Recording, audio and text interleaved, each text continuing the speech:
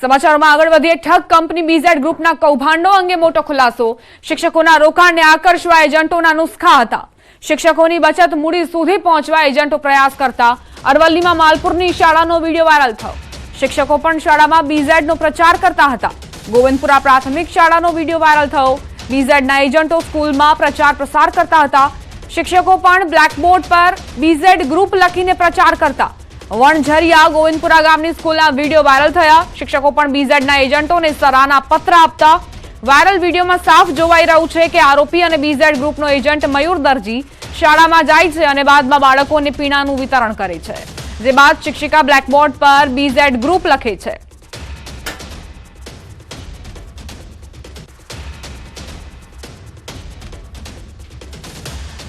બીઝેડના એજન્ટો સ્કૂલમાં પ્રચાર કરતા નજરે પડ્યા છે। વિડીયો પણ સામે આવ્યા છે જ્યાં બીઝેડના એજન્ટો જતા અને પ્રચાર પ્રસાર કરતા। સ્કૂલોમાં પણ શિક્ષકોને પ્રચાર થકી આકર્ષવાનો પ્રયત્ન કરતા। સંવાદદાતા હાર્દિક લાઈવ જોડાઈ ગયા છે, તેમની પાસેથી વધુ વિગતો લઈએ। હાર્દિક, બીઝેડ ગ્રુપના એક બાદ એક કાંડ ખુલી રહ્યા છે, વધુ શું હકીકતો બહાર આવી છે?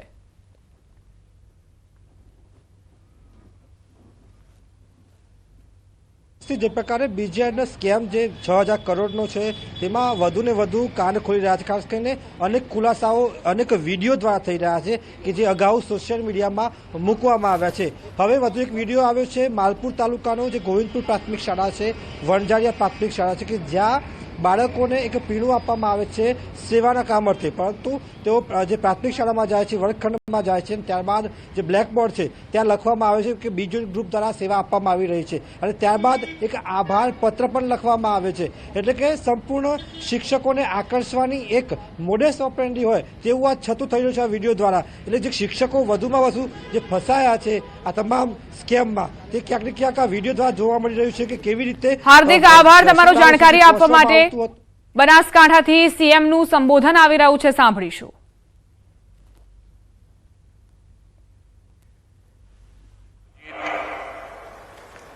રવિ કૃષિ મહોત્સવ 2024ના શુભારંભ પ્રસંગે આપણી સૌની સાથે મંચ ઉપર ઉપસ્થિત મારા સાથી મંત્રી શ્રી રાઘવજીભાઈ પટેલ, મારા સાથી ધારાસભ્ય શ્રી કેસાજી ચૌહાણ, શ્રી અનિકેતભાઈ ઠાકર, શ્રી માવજીભાઈ દેસાઈ, શ્રી સ્વરૂપજી ઠાકોર, જિલ્લાના અધ્યક્ષ શ્રી કીર્તિસિંહ વાઘેલા, પૂર્વ સાંસદ શ્રી હરિભાઈ ચૌધરી, શ્રી પરબતભાઈ પટેલ, પૂર્વ મંત્રી શ્રી હરજીવનભાઈ પટેલ, પૂર્વ ધારાસભ્ય શ્રી જોઈતાભાઈ પટેલ, શ્રીમતી રેખાબેન ખણોસા, શ્રી કાંતિભાઈ કચોરિયા, શ્રી ગોવિંદભાઈ પ્રજાપતિ, શ્રી મહેશભાઈ પટેલ, શ્રીમતી રેખાબેન ચૌધરી,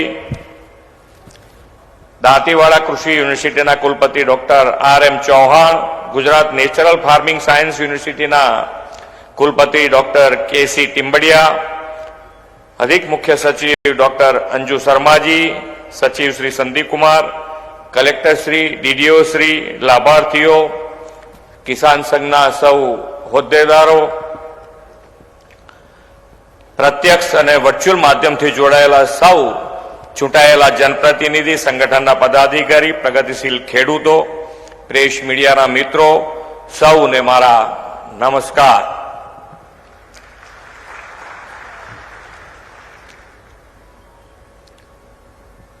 કિસાનોને તો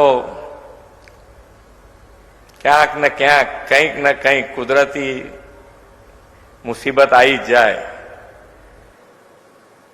પણ આપણો કિસાન પણ એટલો મજબૂત છે કે ક્યાંય પાછા નથી પડતા અને લાગેલા રહે છે, તો એના રિઝલ્ટો અત્યારે મળ્યા છે। અને સરકાર તરીકે અમારી જવાબદારી છે કે અમે તમારી જોડે હર પળ ઉભા રહેવા તૈયાર છે, હર પળ ઉભા રહેવા તૈયાર છે। આજે ભારત રત્ન ડોક્ટર બાબા સાહેબ આંબેડકરની પુણ્યતિથિએ તેમનું સ્મરણ અને વંદન કરું છું। Doctor Baba Saheb આંબેડકરે agriculture સેક્ટરના development માટે સરકારે ખેતીવાડીની પ્રવૃત્તિ માટે સંસાધનો અને નાણાં સહાય પૂરા પાડવા જોઈએ તેવી હિમાયત એ વખતે કરેલી. અને વિશ્વ નેતા અને યશસ્વી વડાપ્રધાન શ્રી નરેન્દ્રભાઈ મોદીએ સંવિધાનના ઘડવૈયા બાબા સાહેબના એ ખેડૂતલક્ષી વિચારને સાચા અર્થમાં ચરિતાર્થ કર્યા છે.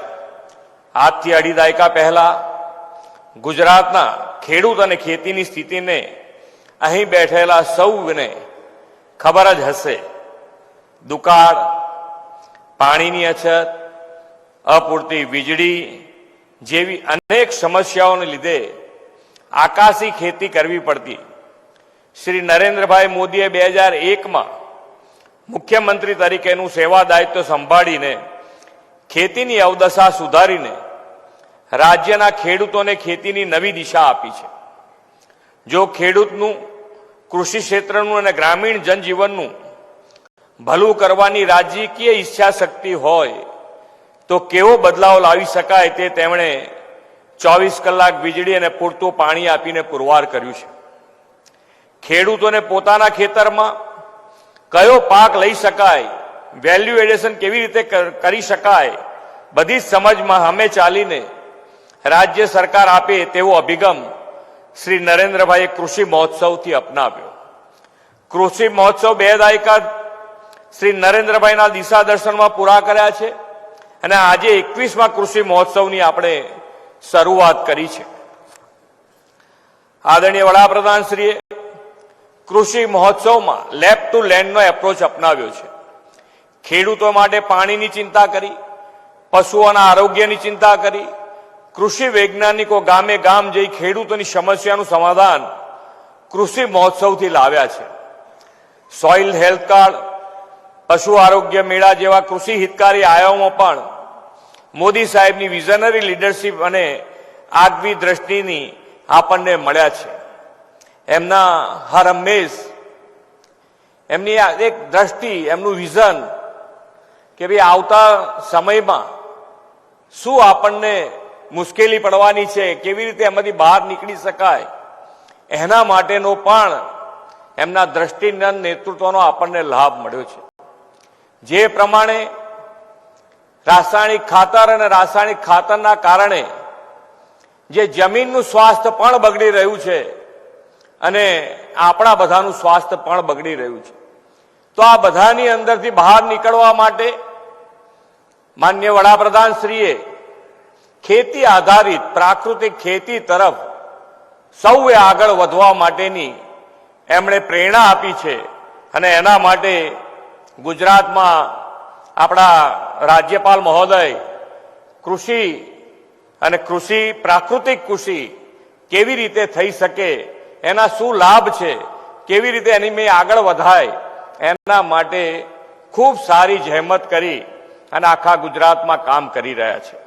અને કૃષિમાં આપણે બધાને ખબર છે, અહીંયા બેઠેલા દરેક ખેડૂતને મારા કરતા કદાચ વધારે ખબર હશે કે જો આ જે સ્વાસ્થ્ય જમીનનું જે બગડી રહ્યું છે એની અંદરથી બહાર આવવું હશે તો અત્યારે એક અને માત્ર એક ઉપાય છે કે ગાય આધારિત જો કૃષિ કાઢીશું, ખેતી કરીશું તો જ એની અંદરથી બહાર નીકળાય એવું છે.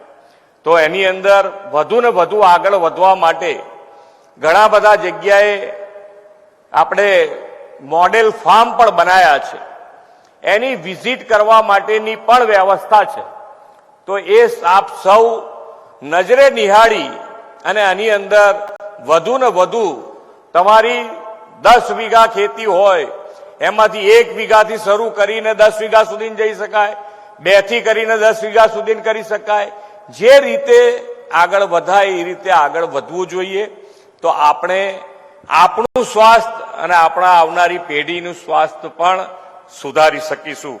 માટે આપણે સૌને એક નમ્રભરી વિનંતી છે કે આપણે સૌએ આની અંદર પ્રાકૃતિક ખેતીમાં આગળ વધવું જોઈએ. જે પ્રમાણે અમારા રાઘવજીભાઈએ, હું એ જ કહેતો હતો કે રાઘવજીભાઈને બધું યાદ રહી જાય છે અને રાઘવજીભાઈ હંમેશા ખેડૂતોલક્ષી નિર્ણય કરાવવામાં એકદમ એગ્રેસિવ હોય કે ભાઈ ના ના ના ખેડૂતોને આટલું તો આપવું જ પડે, આ રીતે જ આપવું પડે તો જ એ લોકોને રાહત રહે. એટલે એમનું હંમેશા રહ્યું છે અને જેટલું બને એટલું ઝડપથી નિર્ણય કરાવવામાં પણ એ એની પાછળ રહેતા હોય છે. અને એટલે જ ઘણા બધા જેને કહેવાય કે જ્યારે જ્યારે પ્રાકૃતિક રીતે કુદરતી રીતે ક્યાંય પણ આફત આવી હોય તો એમાં પેકેજ આપવામાં ઝડપથી ઉતાવળ કરીને એ પેકેજ અપાયા છે. આ વખતનું છેલ્લું પેકેજ હમણાં હું પૂછતો હતો કે 1419 કરોડ રૂપિયાનું આપણે જે પેકેજ આપ્યું છે એમાં લોકો ખેડૂત સુધી કેટલું પહોંચ્યું તો લગભગ 90% સુધી બધી અરજીઓ મંજૂર થઈ ગઈ છે ને એના પૈસા જેટલા બને એટલા ઝડપથી તમારા ખાતામાં પહોંચે એના માટેનો બધા પ્રયત્ન કરશે. સિંચાઈ, વીજળીની વાત થતી હતી. અમારા સુધી માન્ય નરેન્દ્રભાઈએ શરૂઆત તો કરી જ દીધી હતી કે દિવસ દરમિયાન ખેડૂતોને હર હંમેશ હોય છે કે વીજળી અમને મળે, પણ મળે તો અમને દિવસ દરમિયાન મળે. તો આના માટેનો પણ ગુજરાત સરકારે માન્ય નરેન્દ્રભાઈના દિશા દર્શનમાં લગભગ હવે મને લાગે છે ત્યાં સુધી જૂજ એવો વિસ્તાર બાકી છે કે જ્યાં હજુ દિવસ દરમિયાન વીજળી પહોંચાડવામાં અમારે હજુ 4 થી 6 મહિના લાગશે. પછી આખા ગુજરાતમાં ખેડૂતોને દિવસ દરમિયાન વીજળી મળતી થઈ જશે.